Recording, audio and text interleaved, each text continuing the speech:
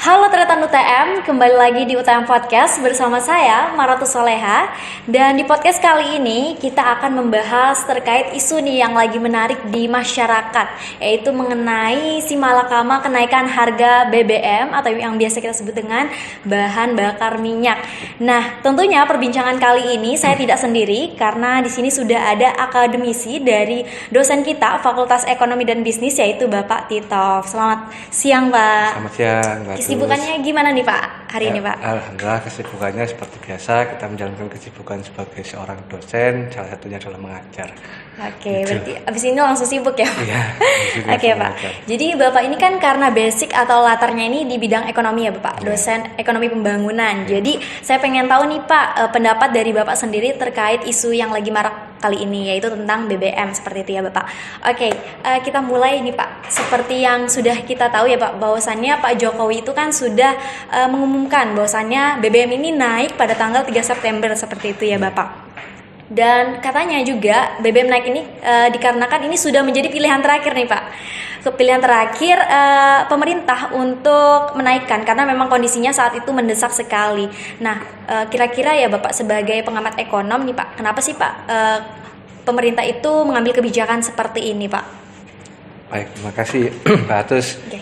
Jadi sebagaimana kita ketahui bersama bahwasanya pemerintah itu memiliki fungsi ya. Yeah. Fungsi di dalam perekonomian suatu negara, salah satunya adalah fungsi untuk stabilisasi, distribusi dan pemerataan. Okay. Jadi salah satu hal yang menjadi masalah di dalam perekonomian adalah bagaimana kita bicara tentang kebutuhan masyarakat. Okay. Salah satunya adalah BBM. Nah, kita ketahui bersama bahwasanya saat ini kondisi harga mentah minyak di dunia di situ ya, itu kan saat ini sedang mengalami pergolakan dan stabilisasi fluktuasi yang cukup tinggi ya. Okay. Nah, sehingga mengakibatkan tentu biaya produksi untuk produksi minyak di dalam negeri juga tentu mengalami kenaikan.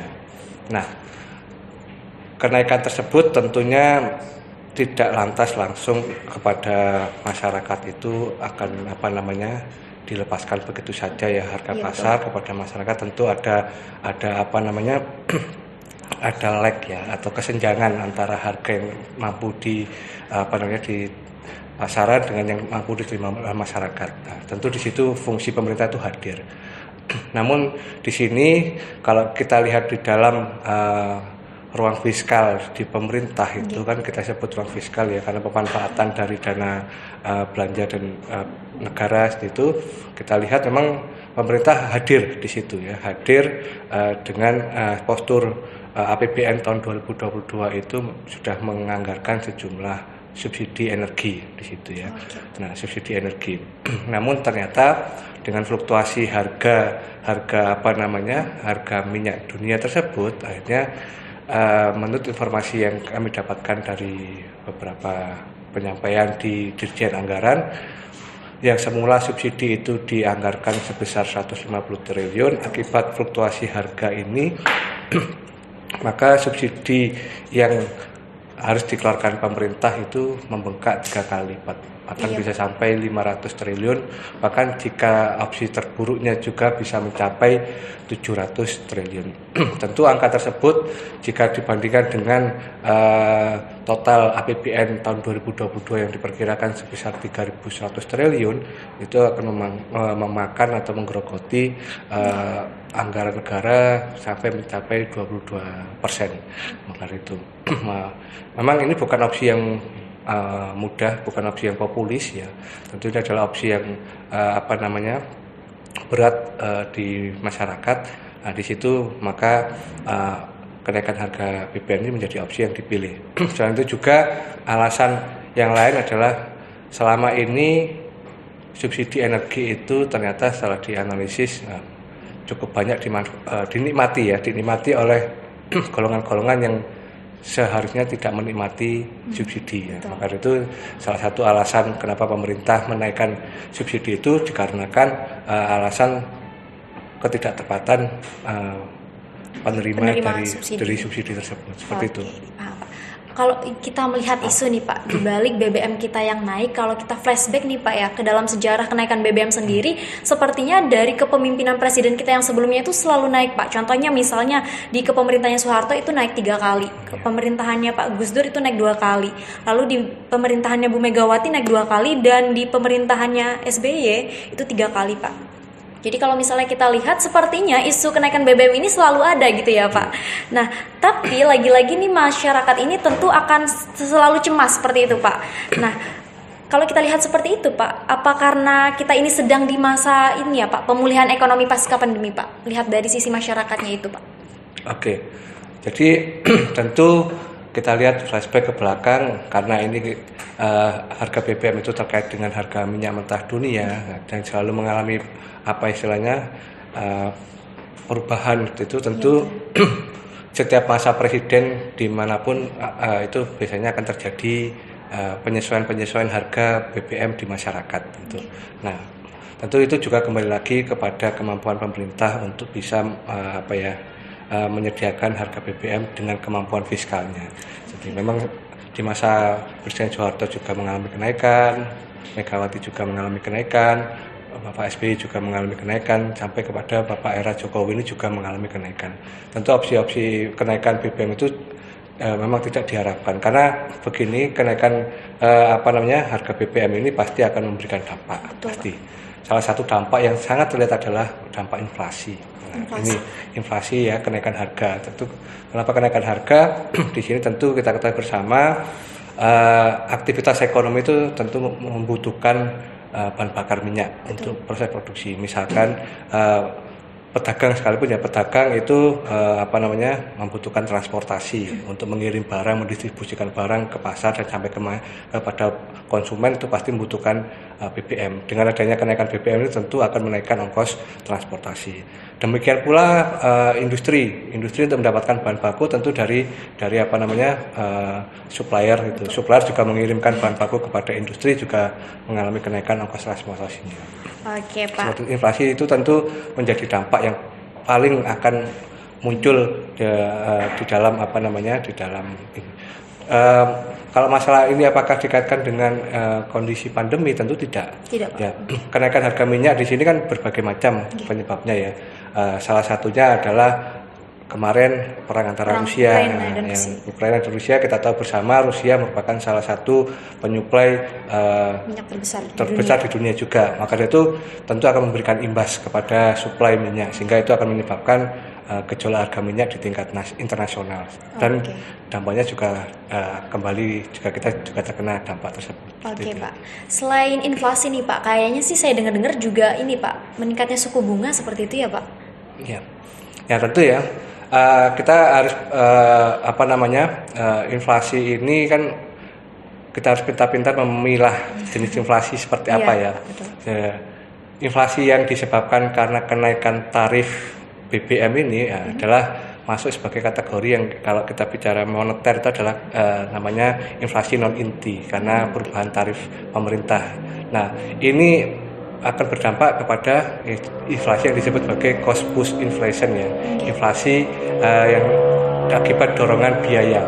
Nah, tentu dorongan biaya itu akan menyebabkan biaya produksi akan mengalami kenaikan, sehingga barang-barang diproduksi juga akan mengalami kenaikan. Nah, terus dampaknya kepada kenaikan suku bunga kita harus lihat dulu sebetulnya.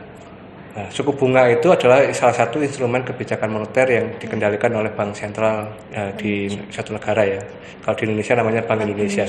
Nah, biasanya mereka akan dalam tanda kutip akan mengendalikan inflasi dengan instrumen moneter mereka, salah satunya dengan instrumen suku bunga. Nah, di sini apabila inflasi naik, kita lihat penyebab inflasi saat ini kan bukan disebabkan karena peredaran uang yang cukup tinggi kepada masyarakat. Biasanya kebijakan moneter akan dilakukan manakala indikasi inflasinya adalah dikarenakan karena jumlah uang beredar yang cukup besar di perekonomian, sehingga harus direm agar tidak menjadi panas di dalam perekonomian, maka dinaikkanlah suku bunga. Nah, saat ini tentu penyebab terhadap inflasi ini adalah karena cost. Nah, cost inilah yang berbeda dengan penyakit yang inflasi yang disebabkan karena perekonomian yang terlalu panas akibat transaksi yang cukup tinggi di dalam perekonomian. Nah, ini berbeda. Nah, memang bisa mengerem inflasi, tapi itu juga akan berdampak kepada mengerem laju perekonomian di suatu negara, karena dampak kenaikan suku bunga itu nanti akan bisa meredam ekspektasi orang untuk berinvestasi, karena naiknya suku bunga berdampak kepada net investment di perekonomian. Nah, itu memang akan meredam. Jadi bisa, tapi dampaknya tidak secara langsung, karena itu nanti biasanya akan mengerem pada keinginan orang untuk memegang uang untuk bertransaksi ataupun berinvestasi dan segala macamnya. Yang lebih fokus adalah bagaimana meredam ini gejolak ongkos produksi yang disebabkan oleh kenaikan bahan bakar ini tadi. Itu Mbak. Oke. Tapi kalau dilihat di masyarakat ya Pak, banyak juga nih Pak yang mengeluh itu ketika BBM ini naik, itu bahan pokok atau pangan itu juga turut naik Pak. Dan mungkin iya betul ya, kalau jika BBM naik itu pastikan harga pangan kita jadi naik Pak. Dan ini tentu akan menekan inflasi yang seperti Bapak bilang tadi ya Pak. Lalu pertanyaan saya di sini Pak adalah mampukah Pak negara kita, keuangan negara kita ini menopang subsidi yang sudah membengkak, yang sudah Bapak awal ceritakan tadi, seperti itu Pak? Iya, ya makanya itu tadi. Opsi yang dipilih pemerintah ini adalah agar supaya tidak terjadi pembengkakan subsidi yang sangat besar di masyarakat bila mana harga itu tidak disesuaikan. Bahkan bisa, menurut informasinya bisa membengkak sampai 700 triliun, nah, seperti itu ya. Ya, jadi itu opsi yang digulirkan pemerintah untuk untuk menaikkan BBM seperti ini. Nah, kalau masalah dampak pasti itu akan terkena dampak pada kenaikan inflasi. Tadi saya sampaikan ongkos itu pasti membutuhkan bahan bakar ya. Misalkan pedagang ya tadi mendapatkan input dari supplier juga mengirimkan bahan makanan tadi ke pasar, juga membutuhkan ongkos transportasi kan. Betul, Pak. Biaya pengiriman tadi pasti akan meningkatkan biaya pengiriman. Nah, sampai kepada kepada pasar juga harganya akan mengalami kenaikan. Nah, itu tentu akan meningkatkan inflasi. Saat ini sudah kita tahu sama beberapa komoditas dilaporkan juga sudah mengalami kenaikan. Dan itu pasti dampak inflasi jangka panjangnya akan memberikan efek domino kepada hal-hal yang lain di masyarakat, termasuk pastinya akan menggerus daya beli masyarakat seperti itu. Nah. Oke Pak, selanjutnya nih Pak, kan katanya Pak Jokowi ini menyatakan bahwasannya 70% nih Pak, subsidi pemerintah itu seperti yang Bapak tadi katakan itu tidak tepat sasaran Pak. Banyak masyarakat yang menggunakan BBM subsidi itu untuk kalangan-kalangan menengah Pak. Jadi kayak mobil-mobil mewah, mobil-mobil pribadi itu menggunakan BBM yang bersubsidi. Padahal kan seharusnya subsidi itu untuk masyarakat kita yang menengah ke bawah nih Pak. Jadi apakah pemerintah ini bisa dikatakan gagal Pak? Karena tidak tepat sasaran Pak. Baik. Jadi memang fungsi pemerintah itu di dalam ilmu ekonomi adalah masuk pada saat pasar itu gagal. Artinya saat seperti ini ya, saat ada kenaikan harga, saat harga itu tidak bisa dijangkau oleh masyarakat, maka pemerintah masuklah agar gap antara kemampuan masyarakat dengan pasar itu tertutupi. Nah, itu bisa berupa subsidi atau kebijakan pemerintah yang lain. Nah, di sini pemerintah berusaha menutupi celah itu dengan cara subsidi. Dan informasinya subsidi ini tidak tepat sasaran. Tidak tepat sasaran itu menjadi isu yang sebetulnya narasinya sudah seringkali kita dengarkan ya. Artinya mulai tahun berapapun ketidaktepatan itu menjadi salah satu permasalahan di subsidi. Tapi menjadi pertanyaan kita, apakah memang itu saja permasalahan yang terjadi di negara kita terhadap hanya menggulirkan kebijakan menaikkan harga bahan bakar minyak ini. Nah, 70% katanya dinikmati oleh kelompok-kelompok yang itu, bahkan solar itu sampai lebih dari 80% kalau nggak salah informasinya, itu dinikmati pengguna menengah ke atas gitu. Nah, artinya di sini juga sebenarnya peran pemerintah juga. Nah, nggak tahu ini kesalahannya ada di mana. Misalkan penerima cara mengalokasikannya seperti apa sehingga di sini sasaran tersebut menjadi tepat. Apakah datanya yang salah ataupun memang behavior masyarakat yang oportunis yang selalu kalaupun memang itu masyarakat oportunis, sebenarnya pemerintah itu harus hadir. Ya harus hadir untuk meredam seperti itu. Nah, jadi pemerintah sudah juga mengeluarkan beberapa regulasi-regulasi untuk meredam itu, tetapi ternyata masih di lapangan masih banyak yang dalam tanda kutip nakal ya, untuk memanfaatkan produk-produk bersubsidi untuk untuk kepentingan pribadi, walaupun mereka sebenarnya masuk golongan ini. Itu masalahnya di lapangan, apakah fungsi pengawasan, controlling, dan segala macam itu berjalan, sehingga apa yang dikatakan tadi tidak tepat sasaran itu bisa dikurangi dengan cukup signifikan. Nah, itu menjadikan pemborosan subsidi energi ini sehingga dikatakan tidak tepat sasaran. Seperti itu, Mbak. Oke, Pak. Dan ini, Pak, sepertinya pemerintah itu sudah mengeluarkan kebijakan terbaru ya, Bapak. Katanya akan memberikan BLT, Pak. Bantuan kepada masyarakat menengah ke bawah nih, Pak, senilai 500.000 selama 4 bulan. Kalau kita lihat 4 bulan itu sepertinya jangka pendek ya, Pak, hanya sebentar sekali. Nah, kira-kira Pak, menurut Bapak sebagai ekonomnya, Pak, apakah BLT itu sudah tepat, Pak? Apakah BLT itu sudah sepadan dengan harga BBM yang cukup mahal seperti itu, Pak? Baik, tentu tadi dampak BBM akan ke inflasi. Bahkan ada beberapa penelitian mengatakan itu tahun 2014 ya, terhadap kenaikan tahun sampai 2014, 1% kenaikan inflasi itu akan berdampak kepada peningkatan kemiskinan yang seperti saya baca, kalau tidak salah baca ya, hasilnya sebesar 0,22%. Artinya saat inflasi naik 1%, tingkat kemiskinan akan berdampak 0,22 juga akan mengalami kenaikan seperti itu. Nah, sedangkan saat ini inflasi menurut outlook yang disampaikan itu saat ini kan sekitar 3, sekian sampai 4% ya.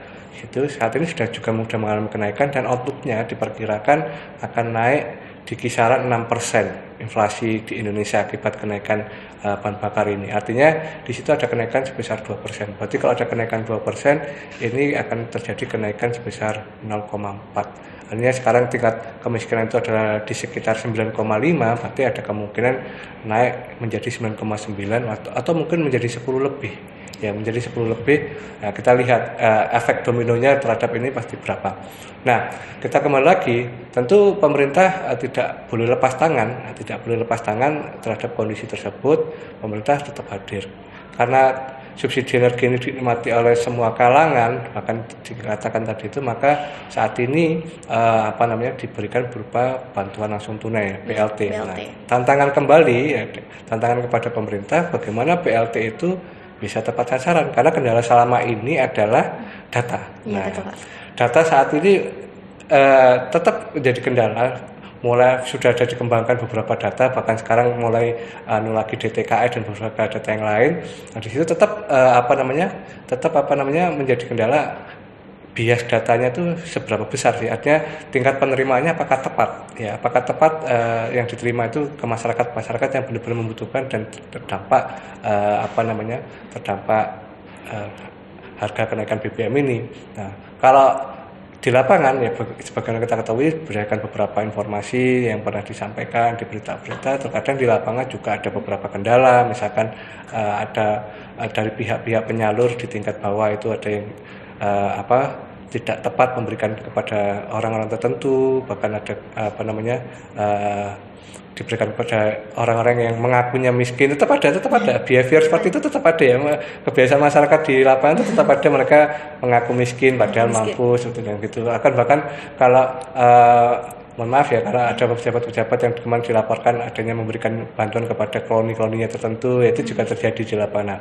Ini tantangan ke depan pemerintah, BLT itu benar-benar disalurkan kepada kelompok-kelompok masyarakat yang membutuhkan dan terdampak. Karena dampak ini tidak hanya kepada secara langsung, bahkan tidak langsung. Misalkan bayi pun yang tidak tahu apa-apa, mereka terkena dampak juga, artinya dari susu yang mengalami kenaikan, gitu kan, asupan itu mereka juga akan. Maka ini peran pemerintah untuk mengukur. Cuma masalahnya ya, ini bantuan yang diberikan kepada masyarakat itu apakah sebesar dampak yang akan dihasilkan masyarakat terhadap kenaikan itu. Nah, itu itu yang harus kita telah bersama, dan itu saya masih mencari kajiannya seberapa besar. Tapi yang seperti saya sampaikan tadi pasti akan menambah tingkat kemiskinan, menurunkan daya beli. Akan menurunkan daya beli tidak turun, apalagi saat ini ya. Nah ini saat ini memang menarik.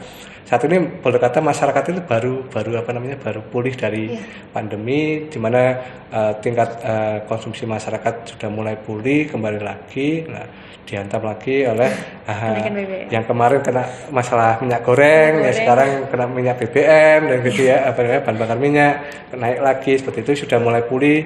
Nah, pasti akan tergerus. Nah, tergerusnya itu apalagi saat ini mau tidak mau pemerintah harus melihat bahwasanya perekonomian di kita ini 60% masih ditopang oleh konsumsi. Maka daya beli ini menjadi fokus utama yang harus diperhatikan. Nah, masalahnya dampak yang dihasilkan dengan subsidi yang akan digulirkan itu apakah sepadan. Nah, nanti ini kita pemerintah harus benar-benar jeli mengkajinya dan tepat sasaran.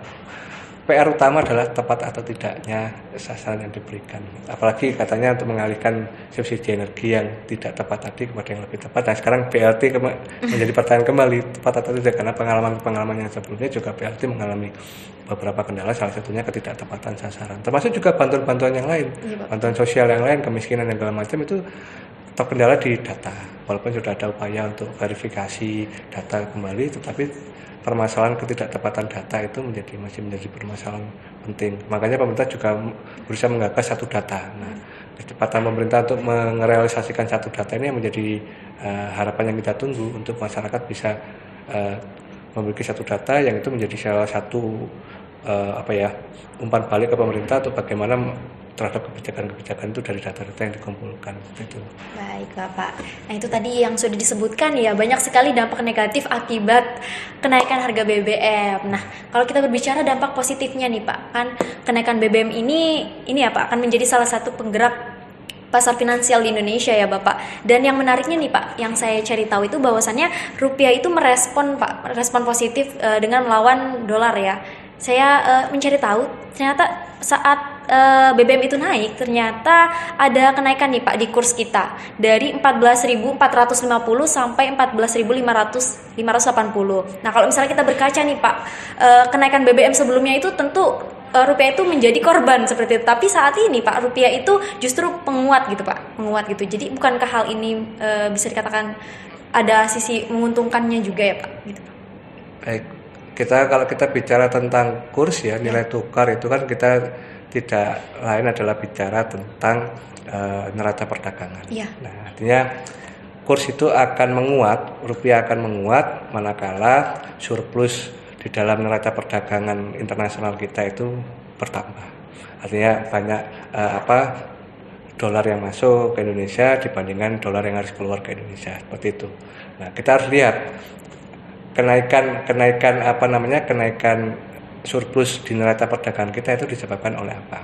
Oke, sebetulnya gini Mbak, kenaikan harga minyak mentah di dunia ini sebetulnya menjadi salah satu peluang Indonesia untuk mendapatkan berkah terhadap namanya oil booming. Oil booming ini artinya ada kenaikan harga. Ini kita kan juga salah satu negara yang mengekspor minyak ya. Nah, sebetulnya ini menjadi peluang untuk negara untuk mendapatkan meningkatkan neraca perdagangan itu untuk kita mendapatkan masuk ke kita ya seperti itu. Cuma permasalahannya antara kita mengekspor dengan kita mengimpor, nah, itu ternyata masih lebih besar kita mengimpor kan, gitu. Nah, sekarang kita lebih lanjut, surplus perdagangan kita lebih banyak disebabkan oleh apa? Nah, sebetulnya efek kenaikan harga di domestik kita itu sebetulnya di dalam pasar luar negeri itu barang kita akan menjadi lebih mahal. Nah itu sebetulnya seperti itu dampaknya. Nah makanya kenaikan kurs rupiah saat ini itu perlu kita telah kembali sebetulnya penyebabnya apa? Nah, produk-produk apa yang menyebabkan itu membuat pertambahan pada neraca perdagangan kita. Kalau kita bicara nilai barang, tentu nilai barang di dalam negeri itu menjadi lebih mahal. Kalau kan kita ekspor keluar karena produksinya lebih mahal, nah, di luar negeri juga akan menjadi lebih mahal. Seperti itu ya, jatuhnya lebih mahal. Nah, itu. Maka kita harus melihat terlebih dahulu. Saya tidak bisa mengatakan itu karena saya perlu menelaah lebih lanjut ya. Sebetulnya kenaikan kurs rupiah seperti ini adalah disebabkan karena apa? Kalau memang karena kita mengekspor barang ke luar negeri karena adanya kenaikan harga minyak itu bisa menjadi memang menambah surplus kita terhadap ini. Saya belum memastikan kembali sebetulnya struktur neraca perdagangan itu saat ini banyak disumbang kenapa. Memang sampai bulan 2 bulan yang lalu itu masih mengalami surplus ya, artinya itu bagus. Apalagi saat kurs rupiah itu melemah, itu masih menjadi bagus seperti itu. Baik Bapak, terakhir nih Pak ya, menurut pengamatan Bapak nih, kemungkinan nih Pak tahun depan 2023 ada nggak sih Pak gejolak-gejolak kenaikan BBM lagi? Oke. Jadi begini, kenaikan BBM itu kan di dalam postur anggaran pemerintah membuat range ya.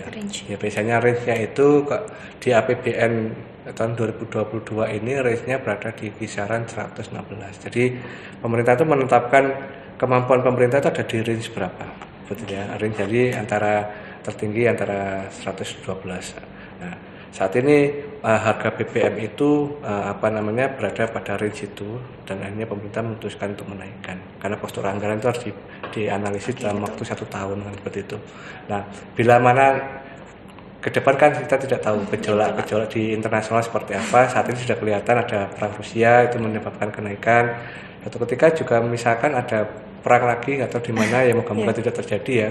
Yang itu merupakan negara-negara supplier minyak seperti itu bisa jadi akan bergolak kembali suplai minyak di tingkat dunia. Nah, kalau itu bergolak kembali dan itu keluar dari batasan range yang ditetapkan oleh pemerintah, tentu mau tidak mau opsi pemerintah itu adalah bagaimana untuk menaikkan suku bunga. Tetapi itu merupakan opsi terakhir. Kalau bisa opsi terakhir di mana pemerintah setidaknya harus berusaha untuk menjaga stabilitas. Jangan sampai dengan menaikkan ini, pemerintah mencoba menyelamatkan ruang fiskalnya, tetapi dampak negatifnya itu lebih besar daripada nanti ruang fiskal yang didapatkan oleh pemerintah dan disalurkan kembali ke masyarakat itu ternyata tidak seimbang. Nah, itu yang dikhawatirkan. Seperti saat ini pun pasti akan menekan kembali pertumbuhan ekonomi, akan menekan kembali daya beli masyarakat dan seterusnya ya seperti itu.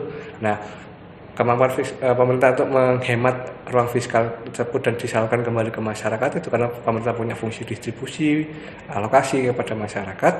Jangan sampai itu lebih besar dampak negatifnya daripada nanti penghematan yang disalurkan kembali kepada masyarakat itu tidak signifikan sehingga dampaknya lebih besar. Itu yang menjadi PR pemerintah saat ini. Baik, nah itulah podcast kita pada hari ini. Cukup ini memberi edukasi sekali Bapak kepada teman-teman mahasiswa yang menonton podcast kali ini. Dan mungkin bisa saya simpulkan sedikit nih Bapak, bahwasannya kenaikan BBM ini memang merupakan peristiwa yang selalu ada lah Pak ya, dimanapun itu ya. Dan ini juga berdampak tentunya ya di sisi ekonomi kita, tentunya ini akan meningkatkan inflasi ya, dan juga ini akan kemungkinan juga bisa meningkatkan kemiskinan kita seperti yang Bapak sampaikan tadi, dan juga berpotensi nih berdampak pada efek dominonya terhadap daya beli tadi ya Bapak. Dan yang perlu dicatat juga nih bahwasannya kebijakan pemerintah terkait BLT ini memang harus diperhatikan ya Bapak, bagaimana sasaran dari penerima BLT ini harus benar-benar sesuai gitu ya